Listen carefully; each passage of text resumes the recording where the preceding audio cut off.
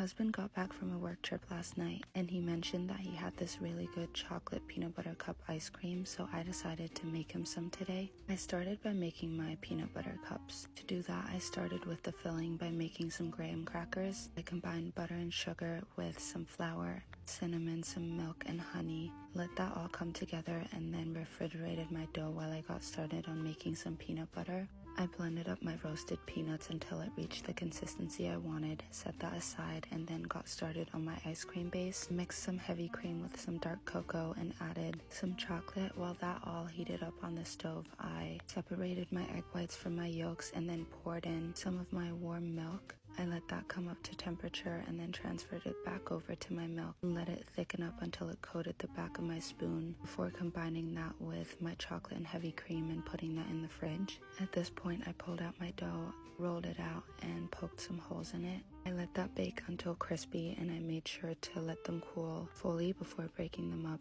and adding them to my blender and pulsing them until they turned into crumbs. I combined them with some powdered sugar and then added in my peanut butter and giving that a really good mix before lining my muffin tin with some liners, brushing those with melted chocolate before refrigerating them, and then once they'd set, scooped in my peanut butter filling and topped it with more chocolate. While those were setting in the fridge, I poured my ice cream mixture into my churner and let that churn. I pulled out my peanut butter cups, chopped them up, and added them to my ice cream. Once it reached soft serve consistency, I transferred my mixture over to my dish before putting some more chopped up peanut butter cups on top. Set that in the freezer for a few hours, and Lucky said it was the best ice cream he's had in a while.